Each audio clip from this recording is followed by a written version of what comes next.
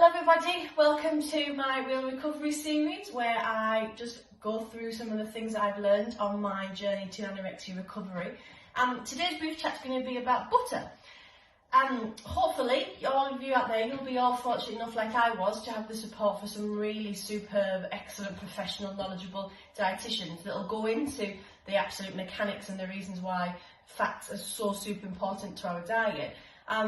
But if you're in it like me, it will be something that will be terrifying you. If you're at the beginnings of your recovery journey, I know fats tends to be that one thing that keeps comes back, fats and carbs. I'll do carbs at some point.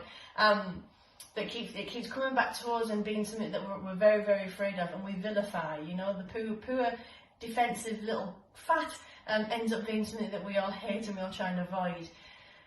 They are super important from a health point of view, but the other thing that I think is really important that we forget about when we're in anorexia is that in anorexia we calculate the life out of life.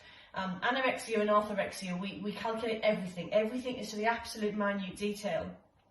And what we forget to do is actually start to remember that life's for living, and life's supposed to be for passion and for enjoyment and for taste.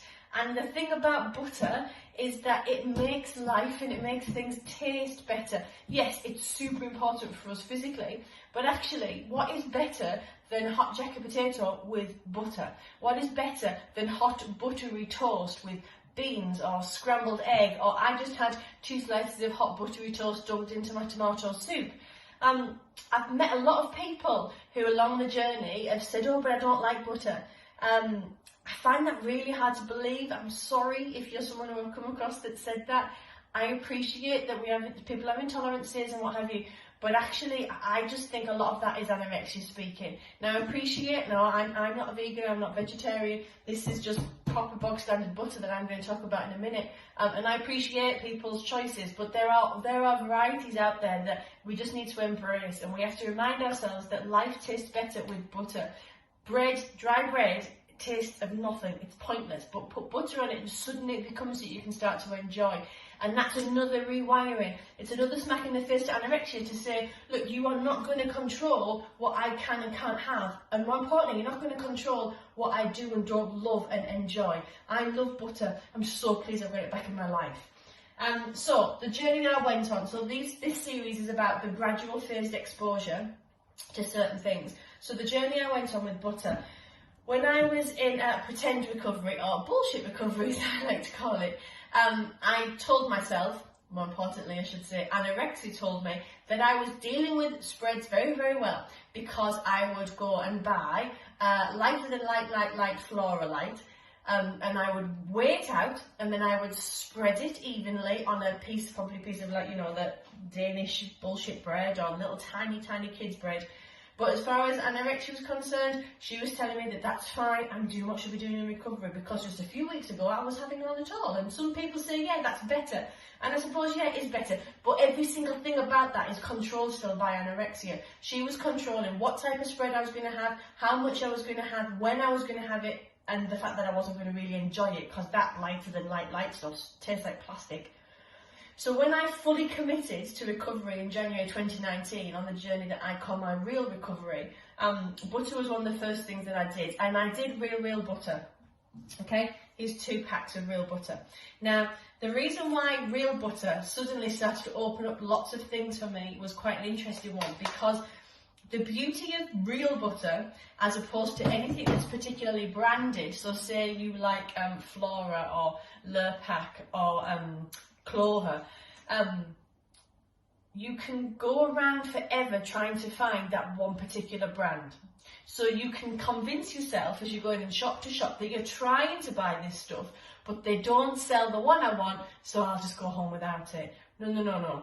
Your anorexia is dictating which brands you can have, pretending that it's because you prefer it, but actually what I found, it was just another way to make sure that I wouldn't buy something, because 9 times out of 10 my corner shop wouldn't have Flora lighter than light.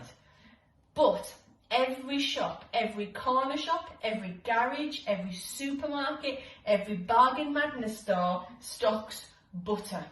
Proper butter. So the first thing in this, the first stage in this, number 1, was to ignore and pretend that margarines and spreads in any light option didn't exist. They just didn't exist. They were not allowed in my fridge and in my home. They were a part of other people's lives, but not my life. Number 2 was that I told myself and told everybody else that I was going to start eating proper butter. The beauty of proper butter is that, yes, I just said it's in any single shop you go to, but it always seems to be in a gold similar packet. So this is butter from 2 different shops. This is Tesco and this is Spar. All right, now, when you're in an anorexic spin and you're in a shop and a supermarket and anorexia is absolutely screaming to you, but the recovery voice in your head is telling you, you must buy butter, you must buy butter, all you're looking for is a gold packet. You then don't need to spend ages scrutinising all of those shelves in the fridge area. You're just looking for a gold packet. So you can run in, you can grab your gold packet and off you go. You've got it, it's in your bag. Okay? Anorexia then, however, will tell you, oh yes, but you can't possibly use that straight away, can you? It's too hard. Rubbish. Two things have been invented recently. Number 1, you can't see, I'm pointing, the microwave, alright? So feel free to cut chunks off and put it in the microwave. Or, and this is even better, best bit, invest in a butter dish. Alright? Yeah. Don't judge me, look, covered in crumbs. Tell we've all had our breakfast this morning. Butter dish. So, what happens is, you've grabbed and gone with your gold packet because you know it's butter, but you don't want to read the labels and you don't want to be confronted by this. So to make it even better, as soon as you get home, you unwrap it and you put it in its little friendly pot. That then, in my house, lives either on the windowsill like you just seen, or over here near the oil and near the toaster. And then also, it's less hard, so you can just use it. Perfect for toast. Bread, you might sometimes need to still shove it in the microwave, but absolutely perfect for toast. It melts beautifully on it. Okay? So that sounds quite simple, but actually it really is. The trick then, though, is obviously once it's in the tin, in the butter dish, you have to use it. So you need to make a pact with yourself that every single time you have certain things. So I chose every single time I was to have bread and every single time I was to have potatoes. Those were my 2. I would make sure that they had butter on them or in them. So if it was mashed potato, it had to have butter in it. If it was boiled potato, I had to put butter on it. If it was a baked potato, I had to put butter in the jacket potato. Toast, butter. Sandwiches, butter. Sandwiches are so much nicer with butter in them. And that was my pact. So first thing was to ignore all low-fat, non-proper butter items. Second thing was to buy butter just because it really simply comes in gold packets and it stopped my spin in the supermarket. Third thing, because I had an issue with labels and numbers, and unfortunately we are in anorexia recovery in a time when the world's gone label mad. I needed to stop myself being confronted by these at the start. So I'd unpack them and put them in a butter dish, so it was ready and waiting to be used whenever I wanted it to.